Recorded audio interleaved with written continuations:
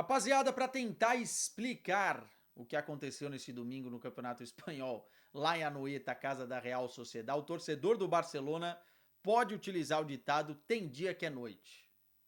Tem dia que as coisas não funcionam. Por mais que você tente, tem dias que as dificuldades vão além do compreendimento natural. É óbvio que eu odeio usar azar para justificar derrotas ou para entender derrotas, porém esse fator rondou tudo que aconteceu em Anoeta neste domingo. O Real Sociedad venceu o Barcelona 2-1, colocou a terceira derrota no campeonato para a equipe do técnico Hans Flick num jogo que era acessível, porque a Real Sociedad não está bem, mas num estádio que o torcedor do Barcelona já começa a falar que tem pacto, né? Que é amaldiçoado para o Barça. Foi assim na temporada passada, o Barcelona, por conta também de gol anulado, Lewandowski com um biquinho de chuteira acabou perdendo em Anoeta e agora perde novamente, mas eu acho que agora a cota foi triplicada, quadriplicada das coisas malucas num jogo frenético que aconteceram, né? Então eu acho que dá pra gente colocar a derrota em alguns aspectos táticos e de comportamento individuais do Barcelona, que eu também acho justo, mas a cota de azar foi impressionante. Ó, só pra vocês, um resumo do azar, tá? 24 finalizações do Barcelona. Barcelona, óbvio, com muito mais posse de bola, tal. 24 finalizações. O Barcelona teve 3 gols anulados, um também de pontinha de chuteira do Lamine Yamal, 3 gols anulados, um pênalti do Lamine Yamal anulado, ele estava para cobrar e o juiz voltou por conta de impedimento, 3 bolas na trave, o goleiro da Real Sociedad resolveu virar o Neuer e pegou tudo o que não foi na trave e o que o Barcelona não perdeu, né? Tanto que foi eleito o Remiro aí o melhor jogador em campo. E o Barça faltou naquilo que é preciso para o jogo do Barça. A gente sabe que o Barça é uma equipe que se expõe, é uma equipe que vai tomar gols, é uma equipe que tem erros individuais e que tem erros coletivos, a tal da linha alta e muitas outras coisas.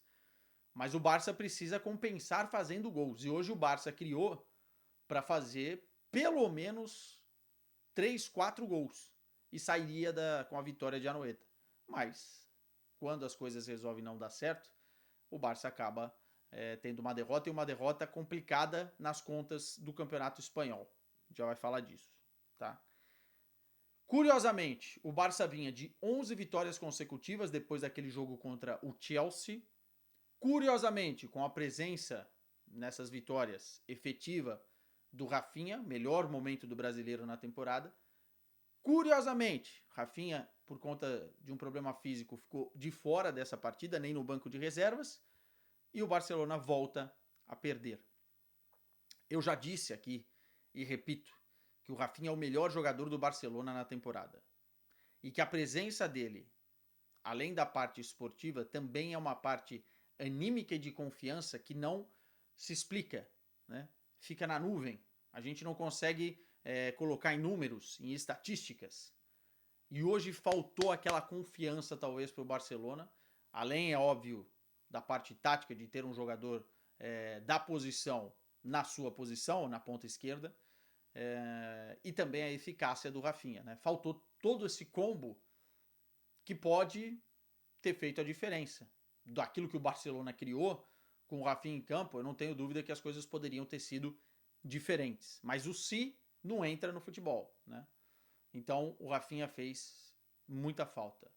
Entretanto, o Barça não precisava do Rafinha para ter vencido esse jogo, vide o que criou a quantidade de oportunidades. O jogo foi louco, foi frenético, assim. Para quem gosta de entretenimento, foi bem interessante, né? Eu, quando vou assistindo o jogo, vou anotando algumas paradas para depois trocar uma ideia com vocês.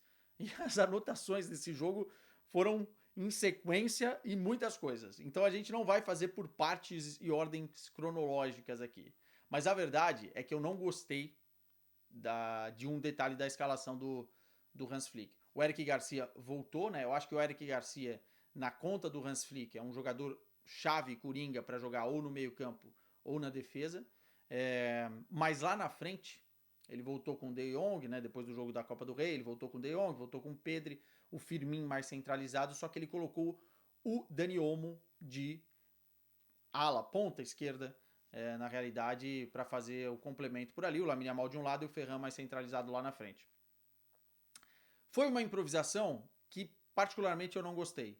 Eu acho que o Dani Olmo não deu profundidade, não casou bem com as ultrapassagens do Baldé. O jogo ficou, principalmente no primeiro tempo, muito pela direita com o Lamine Yamal, que fez um ótimo primeiro tempo e para mim fez um bom jogo o Lamine Yamal. Essa foi talvez a grande notícia para o torcedor do Barcelona. O Lamine Yamal fez um jogo muito, muito bom. Né? Não foi excepcional, não foi aquele jogo de arrebentar com tudo, mas foi bem de novo. Agora, o Dani Olmo, por ali, não se encontrou. E não se encontrou em várias fases do jogo, porque nessa função, que é do Rafinha, você precisa finalizar bem, você precisa guardar as oportunidades que surgem. E o Dani Olmo perdeu muitos gols, especialmente no início do segundo tempo ali, ele perde muitos gols, ele perde muitas bolas, ele não consegue dominar algumas delas, ele não dá velocidade e verticalidade quando o Barcelona roubava a bola e precisava sair com rapidez, com verticalidade. Então, era um meia jogando improvisado na ponta esquerda. E demorou muito pro Hans Flick, para mim, mexer. Né? Eu acho que o Rashford entrou bem, é um cara da posição e poderia ter iniciado o jogo sem muitas invenções, né? Depois o Rashford entra, inclusive acaba fazendo o gol de empate do Barcelona. Mas o primeiro tempo, como eu vinha dizendo, para mim o Lamine Yamal foi o senhor do jogo, assim, senhor do jogo em dribles.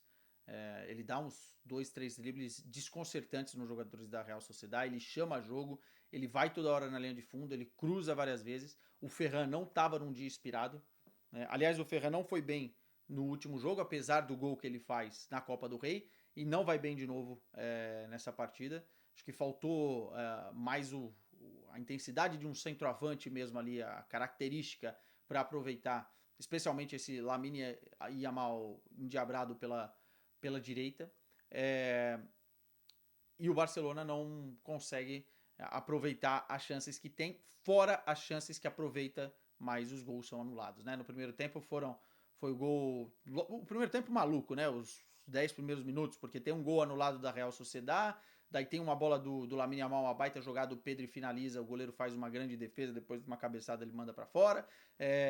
Depois tem o gol anulado do Firmino, porque tem falta, e bem anulado, tem falta do Kubo no lance. Depois tem mais um gol anulado, tem o gol anulado do Lamine Yamal. Enfim, um bombardeio para cima do Remiro. O Remiro vai fazendo defesas, bola na trave.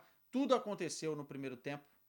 E o Barça poderia ter, no primeiro tempo, saído com uma vantagem já considerável, né? Mas quem não faz toma, e nas poucas ocasiões que a Real Sociedad chegou, o Gonçalo Guedes, que fez um muito bom jogo. Eu sempre gostei muito do Gonçalo Guedes, eu acho que ele oscila muito, mas é um jogador de extrema capacidade. Consegue achar um cruzamento na medida para o Oyarzabal, que é muito bom de posicionamento, encontrar o gol, né? Não tinha nada que o João Garcia podia fazer, mas tinha algo que o Koundé podia fazer. O Koundé, na marcação de uma bola aérea, ele não sabe onde está o Oyarzabal. Ele olha para trás e não tira medida o suficiente para entender onde está o jogador da Real Sociedad. O Oyarzabal não é um jogador alto. Dava para o Koundé ter feito muito melhor no lance. E a Real Sociedad faz o seu gol. Mesmo assim, se terminasse 3-1 o primeiro tempo, não seria nenhum absurdo. No segundo tempo, volta, o Dani Olmo perde gols importantes. Um goleiro faz uma grande defesa, mas tem um outro que ele a bola, o Ferran não alcança e ele acaba chutando a bola no travessão. Para mim é gol perdido. E o Barcelona precisa das modificações, com o João Cancelo entrando pela esquerda, né, de lateral esquerdo no lugar do Baldé. O Baldé também não fez um bom jogo. O Lewandowski no Ferran, que também não fez um bom jogo. E entra o Rashford em campo. E aí, quando o Barcelona consegue ter um volume, porque a Real Sociedad tem um pouquinho mais de bola no segundo tempo, mas consegue ter um volume para pressionar o adversário, consegue ir criando outras oportunidades, e num cruzamento do Lamine Yamal, o Rashford aproveita e faz o gol de empate. Ali eu senti que o Barcelona ia virar o jogo, porque fazia todo sentido. O Barça estava em cima, entrou a cavalaria, ou parte da cavalaria, o time pegou de alguma forma o jogo novamente pelas rédeas, mas aí, a Real Sociedad faz o segundo gol, uma bola longa, mal defendida pelo Koundé novamente, uma jogada de ultrapassagem que ele poderia ter bloqueado, poderia estar mais em cima do jogador, né? Dá muita liberdade, e o Gonçalo Guedes, depois da cabeçada, defesa do João Garcia, acaba fazendo o gol no rebote. Achei que o Eric Garcia foi mal também na abordagem da cabeçada, e o Gonçalo acaba fazendo o 2-1. O Barcelona sente como um boxeador, né? Tomou um soco no queixo depois de estar muito bem na luta, toma um soco no queixo, sente, e aí a Real Sociedad tem outras oportunidades para fazer mais gols. O jogo acaba virando um tiroteio, né? Já passava dos 70 minutos, o jogo vira um tiroteio, e mesmo nesse tiroteio, a arma do Barcelona falhou. E falhou por azar, né? A bola na trave que o Cancelo coloca na cabeça do Koundé, ela bate no travessão e depois quica no chão. É azar, não tem muita explicação. A defesa do Remiro na cabeçada do Lewandowski, poderia estar impedido ali, mas é uma defesa de plasticidade impressionante. Então, o Barcelona teve oportunidades, criou e faltou eficácia. 11 vitórias consecutivas, perde novamente, com a ausência do Rafinha. A vida sem Rafinha? Mas o time precisa ser mais eficiente, errar menos individualmente, e eu acho que o Hans Flick não precisa inventar tendo jogadores no banco de reservas para fazer a ponta esquerda, né? Então tem alguns problemas que explicam também fora a questão do azar. Barcelona agora tem 49 pontos, o Real Madrid tem 48 pontos. O Real Madrid, com todos os problemas que tem, com o treinador sendo mandado embora na temporada, com o time sendo vaiado no Santiago Bernabéu, toda essa crise do Real Madrid, o Real Madrid está a 1 ponto da liderança. Então, é preciso ter a noção de que o campeonato é um campeonato perigoso, porque existem campos difíceis, existem adversários que parecem acessíveis, mas depois acontece o que aconteceu, e o Barcelona não pode vacilar. E também não pode ser tão refém assim de um jogador só, né? O Rafinha, óbvio, tem sua importância como um dos melhores jogadores do mundo hoje, mas o Barcelona precisa transformar as oportunidades que ele queria em gol. Eu acho que o Pedri hoje, por exemplo, foi bem no jogo, mas não foi o melhor jogo do Pedri, né? Poderia também ter errado um pouquinho menos de passe, perdeu algumas bolas no meio que ele não costuma perder. Enfim, parecia que tudo foi construído para que o Barça não saísse com pelo menos um empate ou a vitória no jogo em Anoeta. Enfim, maldição, azar. O que interessa é que o Barça perdeu os pontos e agora vai para a Liga dos Campeões precisando ganhar do Slavia Praga na quarta-feira. Ainda não há informação em relação ao Rafinha, né? Mas muito provavelmente ele deve estar em campo, ou pelo menos à disposição do técnico Hans Flick para esse jogo da Champions. Faltam 2 rodadas para a gente conhecer aí a classificação geral dessa fase de Liga. Meus caros, é isso, hein? Partiu Praga. Tamo junto.